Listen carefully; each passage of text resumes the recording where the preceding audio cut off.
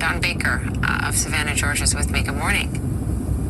Good morning. It's good to have you, and I do keep coming back to this thought of universal sacrifice, because that's exactly what you're doing. You are giving of yourself, your body, to hope that we can achieve a vaccine in this country and protect so many people.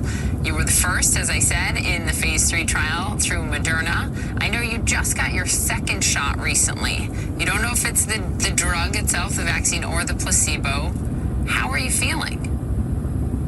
I feel great. I had a mild headache, and my vaccine arm was swollen. It felt swollen, similar to when you get a flu shot.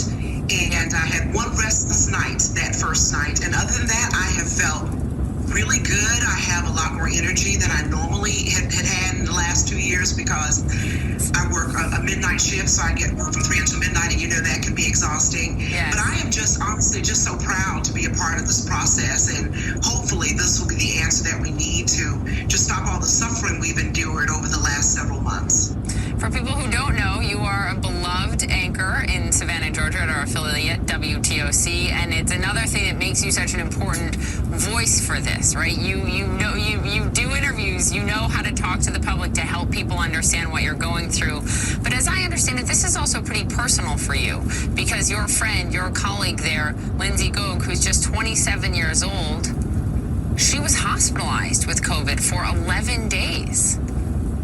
Yes, she was. Lindsay had to go on a ventilator. Lindsay has had several medical procedures as well, and she is still recovering, and this is some 70 days past that. But honestly, it was even bigger than Lindsay, because to me, it was never about data. It was always about families, and it just really broke my heart. It had me, depressed, overwhelmed, wondering what I could do.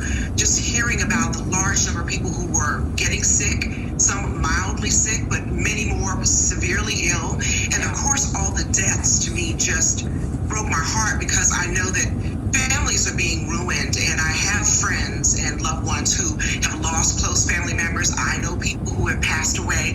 And, it just hurt my heart that, number one, they were sick, but also they were so extremely sick. Even Lindsay, no one could go and visit her. Thank gosh Lindsay survived. But those who didn't survive, to die alone and what the families are going through, it really is just inhumane, honestly. It is. The loneliness is such a painful part of it that I think we often don't address enough. And I'm glad you brought that up. We have to talk about, you, not only as a public figure doing this, but as a Black woman, the fact that these trials, a number of them, have slowed down because there are not enough minority participants, especially Black participants in them. And when you broke the news that you were going to be part of this and the first to take this vaccine shot, a woman wrote this on Facebook, Dawn, quote, "Dawn lost her mind." Another person wrote, "I got 2 words, Tuskegee experiment." How do you fight that, the history in this country? I can't fight it. I completely understand the fear. Blacks have certainly been mistreated in this country from the beginning of time. The Tuskegee experiment, in case people don't know, was a syphilis experiment where they gave syphilis to healthy people for 40 years to see how they would react. And then when penicillin and the cure came about, no one would give it to them. Also, the founder of modern day gynecologists did experiments on enslaved Black women without their permission. And so a lot has gone on, and a lot needs to be addressed. But, my hope is that, number one, I'm not crazy. I knew that this was not a live virus. I also knew that my doctor of more than 30 years, who's taken care of me and my family very well, is right here in Savannah, Dr. Paul Bradley. He is the chief investigator for Meridian Health Clinic, and over this part of the vaccine study right here in Savannah. When he asked me to do it, I asked him, is it live?